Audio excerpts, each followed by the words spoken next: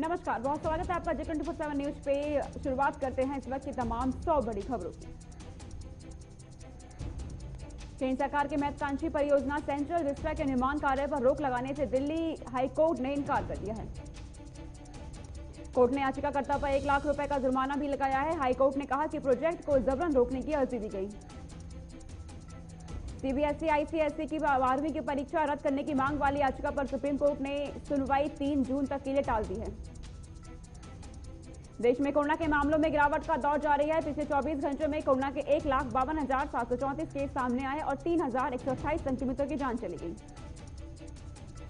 इसी के साथ भारत में सक्रिय मामलों की कुल संख्या 20,26,092 है, जबकि अब तक कोरोना से 3,29,000 से ज्यादा लोगों की मौत हो चुकी है। इस बीच देश में कोरोना वायरस के खिलाफ टीकाकरण जारी है। देश भर में अब तक 21 करोड़ से ज्यादा लोगों को कोरोना की वैक्सीन लगाई जा चुकी है। बिहार के दरभंगा मेडिकल कॉलेज में पिछले 24 घंटे में 4 बच्चों की मौत हो गई। अस्पताल के मुताबिक 4 में से 1 बच्चा कोरोना पॉजिटिव पाया गया। राजधानी दिल्ली में कोरोना के मामले लगातार कम हो रहे हैं। पिछले 24 घंटे में 946 कोरोना के मामले सामने आए और 78 लोगों की कोरोना से मौत हुई। इस बीच दिल्ली में आज से अनलॉक की प्रक्रिया शुरू हो गई है। अनलॉक की प्रक्रिया के पहले हफ्ते में फैक्ट्री और निर्माण गतिविधियों को ही इजाजत दी गई है। हालांकि दिल्ली मेट्रो इस हफ्ते भी बंद रहेगी। गैर जरूरी सेवाओं के लिए कर्फ्यू पहले की तरह 7 जून सुबह 5 बजे तक के लिए जारी रहेगा। उत्तर प्रदेश में भी कोरोना सिमटता नजर आ रहा है। यूपी में 24 घंटे में कोरोना के 1,908 केस आए, जबकि एक दिन में कोरोना से 66 लोगों की मौत हुई। वहीं यूपी सरकार ने आंशिक कोरोना कर्फ्यू से राहत देने का फैसला किया है। 1 जून से कंटेनमेंट जोन के बाहर दुकानें, बाजार खोलने की अनुमति दे दी गई है। यूपी में सुबह 7 बजे से शाम 7 बजे तक 5 दिन दुकानें खोली जा सकेंगी। शनिवार और रविवार को पूरे यूपी में वीकेंड लॉकडाउन रहेगा। उत्तर प्रदेश में कोरोना पर नियंत्रण पाने के लिए टीकाकरण अभियान को तेज कर किया जाएगा। यूपी के 75 जिलों में कल से 18 साल से ज्यादा उम्र के सभी लोगों का टीकाकरण कराया जाएगा।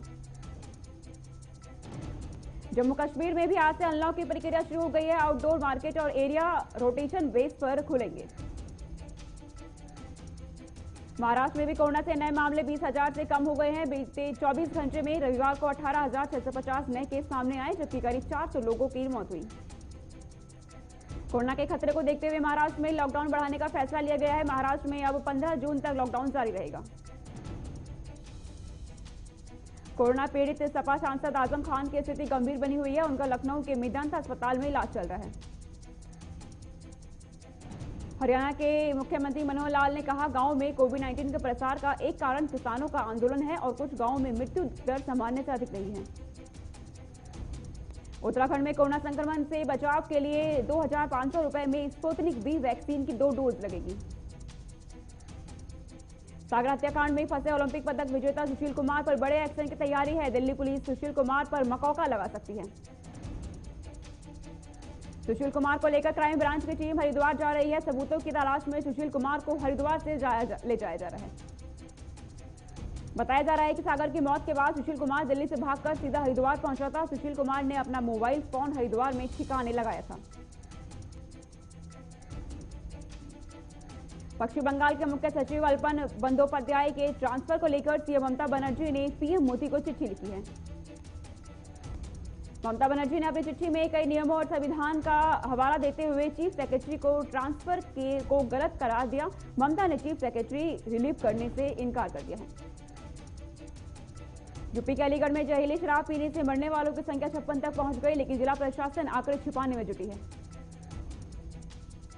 केरल विधानसभा ने सर्वसम्मति से लक्षद्वीप के प्रशासक को वापस बुलाने और लक्षद्वीप मुद्दे में केंद्र के दखल की मांग का प्रस्ताव पारित किया। यूपी के कासगंज से बीजेपी विधायक देवेंद्र प्रताप सिंह का हार्ट अटैक से निधन हो गया। देवेंद्र प्रताप सिंह की अचानक तबीयत खराब हो गई थी। तमिलनाडु के पूर्व मंत्री और अदरामुख के नेता मणि कनगन के खिलाफ रेप का केस दर्ज किया गया। ये केस तमिल एक्ट्रेस की शिकायत पर दर्ज किया गया है। कांग्रेस के वरिष्ठ नेता अशोक चौहान ने केंद्रीय मंत्री नितिन गडकरी को अपना पसंदीदा मंत्री बताया और कहा कि वह गलत पार्टी में सही व्यक्ति हैं। नौसेना ने अपने 3 हेलीकॉप्टर में मेडिकल इंटेंसिव केयर यूनिट को स्थापित किया है। इसके जरिए अब किसी भी मौसम में गंभीर मरीजों को इलाज के लिए कहीं भी ले जाया जा सकेगा। केरल में दक्षिण पश्चिम मानसून के आगमन में 2 दिन की देरी हो सकती है। राज्य में अब इससे 3 जून तक पहुंचने का अनुमान है। मौसम विभाग ने दिल्ली एनसीआर में बारिश को लेकर येलो अलर्ट जारी कर दिया है। दिल्ली एनसीआर में आज और कल बारिश के साथ बारिश हो सकती है। छत्तीसगढ़ के दंतेवाड़ा जिले में मुठभेड़ में एक महिला नक्सली मारी गई। इससे सिर पर 2 लाख का इनाम था। झारखंड में लातेहार पुलिस को बड़ी कामयाबी मिली है। पुलिस ने टीएसपीसी के एरिया कमांडर समेत 7 उग्रवादियों को गिरफ्तार किया है। पकड़े गए उग्रवादियों के पास से भारी मात्रा में हथियार बरामद हुए। वहीं टीएसपीसी के एरिया कमांडर के ऊपर 1 लाख रुपए का इनाम रखा गया था। सेना प्रमुख जनरल एमएम नरवणे ने कहा कि कुछ देश निराधार आशंका को बढ़ाने के लिए पाकिस्तान को सैन्य गठबंधन बता रहे हैं। देश में लगातार बढ़ रहे खाद्य तेल के दामों के बीच केंद्र सरकार ने लोगों को मुफ्त बीज पैकेट बांटने का फैसला लिया है। पीएमए घोटाले का आरोपी और भगोड़ा कारोबारी मेहुल चौकसी को डोमिनिका के अस्पताल में भर्ती कराया गया। हालांकि मेहुल चौकसी की कोरोना जांच रिपोर्ट नेगेटिव आई है। पाकिस्तान के प्रधानमंत्री इमरान खान ने कहा कि अगर भारत जम्मू कश्मीर की 5 अगस्त 2019 से पहले वाली स्थिति बहाल करे तो उनका देश भारत से वार्ता को तैयार है। यूपी के अयोध्या में घर के अंदर पति और पत्नी का शव मिला। मौके पर पहुंची पुलिस मामले की जांच कर रही है। यूपी के लखनऊ में अर्जुनगंज स्थित कोविड अस्पतालों में चिकित्सकों और पैरामेडिकल स्टाफ के साथ दबंगों ने मारपीट की। मौके पर पहुंची पुलिस जांच कर रही है। यूपी के बलरामपुर में एक वीडियो वायरल हो रहा है जिसमें 2 युवक एक शव को पुलिस पुल से राप्ती नदी में फेंकते नजर आ रहे हैं। पुलिस मामला दर्ज कर मामले की जांच कर रही है। छत्तीसगढ़ के जसपुर में पुलिस ने 7 ग्राम स्मेक और 7,000 रुपए के साथ एक महिला को गिरफ्तार किया। झारखंड के गिरिडीह में भारतीय जनता पार्टी के जिला मंत्री ने गांव में डोर टू डोर गांव पहुंचकर 500 मास्क, सैनिटाइजर और फल वितरण किए। राजस्थान के जोधपुर में गुप्त सूचना के आधार पर पुलिस ने दबिश देकर अवैध शराब बेचने वाले गिरोह को देशी शराब के 140 पब्बे और 22 बियर की बोतल के साथ गिरफ्तार किया। राजस्थान के बूंदी में अज्ञात बदमाशों ने राह चलते 2 लोगों पर हमला किया। घायल युवकों के अस्पताल में भर्ती करवाया गया। मौके पर पुलिस जांच कर रही है। जयपुर में अखिल विश्व राज पुरोहित खेतेश्वर युवा संघ सेवा संघ ने जरूरतमंद लोगों को भोजन कराकर कोरोना किट वितरण किए। अखिल विश्व राज पुरोहित के एक तरफ से जरूरतमंदों को बड़ी राहत दी गई। राजस्थान के भीनमाल में सेवा भारती ने कोरोना वायरस रोगियों के लिए राजकीय अस्पताल को oxygen generate machine, wheelchair, पंखे, tube lights, dustbin, ayurvedic card के पैकेट, मास्क भेज किए।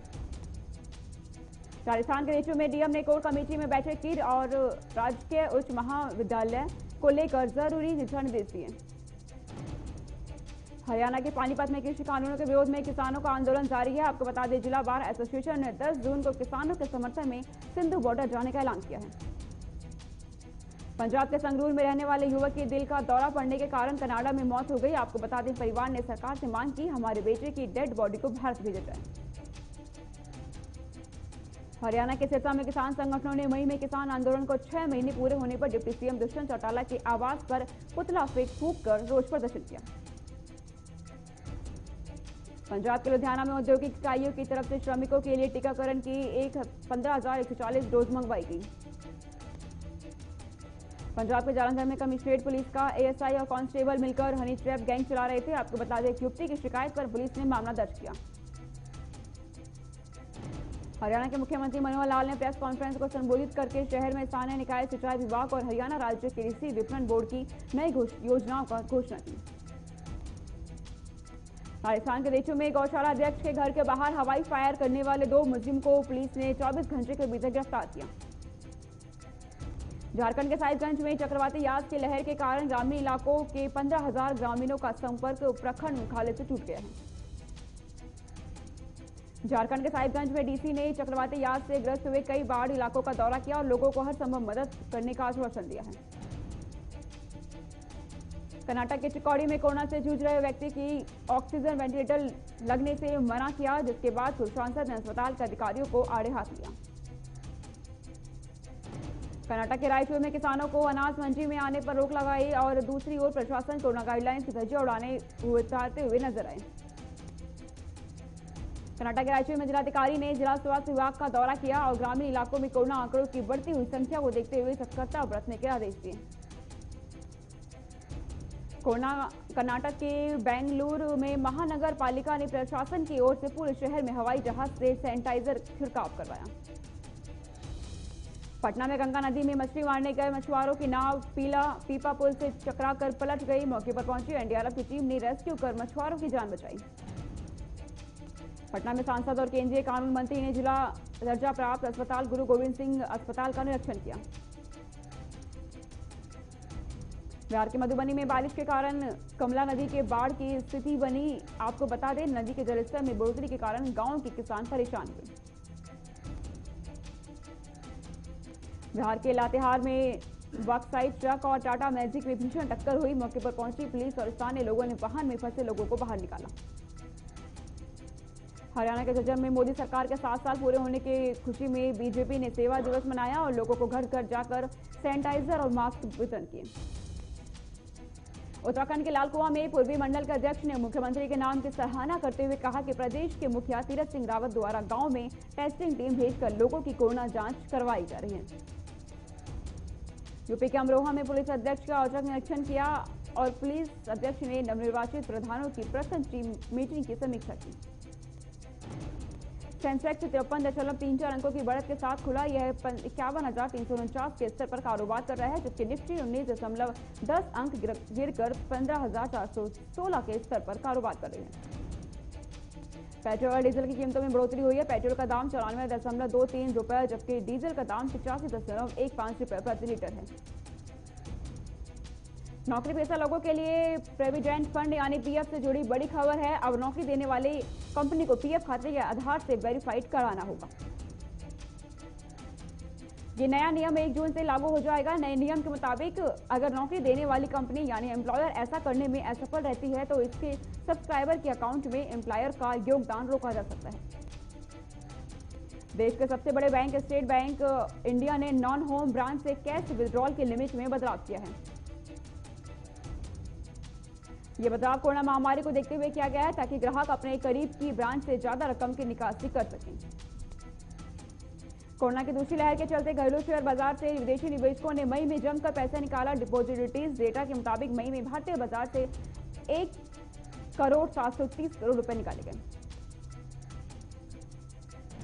दुनिया के सबसे अमीर शख्स की तगमा जेफ बेजोस से छिन गया है। अब फ्रांस के बिजनेसमैन बर्नार्ड अर्नोल्ट के पास सबसे ज्यादा संपत्ति है। एचडीएफसी बैंक ने फिक्स डिपॉजिट पर मिलने वाले ब्याज में बदलाव किया है। अब 7 दिनों में और 29 दिनों की एफडी पर 2.50% ब्याज मिलेगा। इसके अलावा आपको 5 से 10 साल की एफडी पर 5.50% ब्याज मिलेगा। नई ब्याज दरें 21 मई से लागू हुई। दुनिया भर में कोरोना की रफ्तार थमने लगी है। बीते दिन दुनिया में करीब 3 महीने बाद नए संक्रमितों का आंकड़ा 4 लाख से नीचे पहुंचा। दरअसल दुनिया भर में कल 3,98,811 लोगों में वायरस की पुष्टि हुई है, जिसके बाद बीते दिन 8,319 लोगों की कोरोना की वजह से मौत हुई। वहीं इटली में बीते दिन कोरोना के 2,949 मामले सामने आए और 44 लोगों की जान गई। एक दिन में होने वाली मौतों का ये आंकड़ा पिछले साल अक्टूबर के बाद सबसे कम है। ब्रिटेन में सरकार एनएचएस स्टाफ के लिए वैक्सीनेशन अनिवार्य करने की तैयारी कर रही है। यहां के वैक्सीनेशन की जिम्मेदारी संभालने वाले मंत्री नदीम जादवी ने बताया कि सरकार इस पर मंथन कर रही है। कोरोना के बढ़ते मामलों के बीच वियतनाम में वायरस के नए वेरिएंट की पुष्टि हुई। दावा है कि यह हवा के जरिए तेजी से फैलता है। वहीं आपको बता दें, ब्रिटिश वैज्ञानिकों ने दावा किया है कि कोरोना वायरस चीन के वुहान लैब से ही निकला और इसके प्राकृतिक तौर पर चमगादड़ों से फैलने के सबूत नहीं है। अमेरिका में टीकाकरण के बाद लोगों में काफी उत्साह देखने को मिल रहा है। दरअसल वहां 4 करोड़ अमेरिकी पर्यटन यात्रा पर निकल गए जो बिना मास्क के घूमते नजर आए। लंबी सुस्ती के बाद अमेरिका में मकान खरीदने में लोगों की दिलचस्पी बढ़ी है। आपको बता दें, अमेरिका में 2006 के बाद यह पहली बार है जब मकान निर्माण में तेजी रिकॉर्ड की गई। यूएस में फायर आर्म्स खरीदने का ट्रेंड की वजह से एक सप्ताह में 12 लाख गन बिकी है, जिसमें से 20% ऐसे ग्राहक हैं जो गन चलाना तक नहीं जानते। म्यांमार में सैन्य शासन का अत्याचार जितनी तेजी से हुआ है, इस बीच सरकार ने 4 महीने में 4,300 लोगों को 134 साल पुरानी जेल में कैद किया है। इनमें अधिकतर नेता, पत्रकार और लोकतंत्र के समर्थक हैं। दृश्यम का ब्लॉकबस्टर बरकरार हो गया है। इसी बीच ये जानकारी आप तक पहुंचा रही है।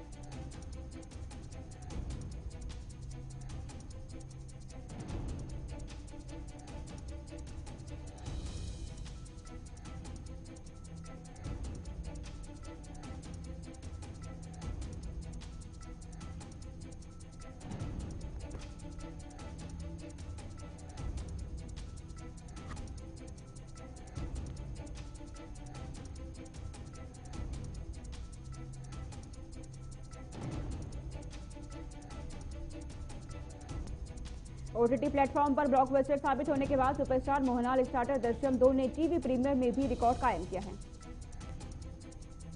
Popular comedy show the Kapil Sharma show नए सीजन के साथ जुलाई में वापसी कर सकता है। एक रिपोर्ट के मुताबिक 21 जुलाई को नए सीजन का पहला एपिसोड टेलीकास्ट होगा।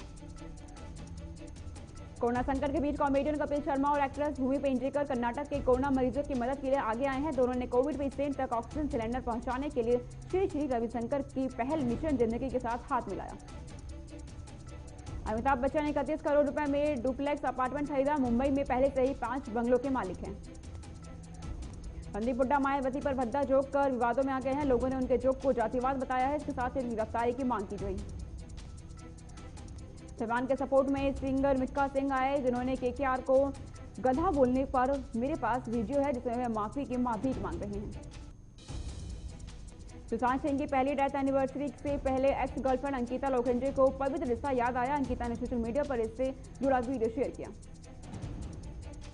एक्टर सुशांत सिंह के दोस्त गणेश हिरवारकर ने चेतावनी दी, अगर 14 जून तक आरटीआई का जवाब नहीं मिला तो गणेश सीबीआई दफ्तर के सामने आंदोलन करेंगे।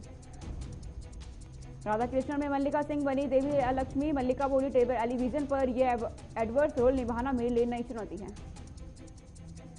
टीवी एक्टर दिव्यांका त्रिपाठी के पति विवेक दहिया ने एक बड़ा खुलासा किया है। विवेक बोले, टीवी एक्टर का अटैक मिटाने के लिए सारे प्रोजेक्ट छोड़े, जिसके बाद 2 साल तक घर बैठा हूं लेकिन फिल्मों में काम नहीं मिला। सुप्रभात खबरों में इतना ही। रुकते हैं छोटे से ब्रेक के लिए। खबरों का सिलसिला लगातार जारी है।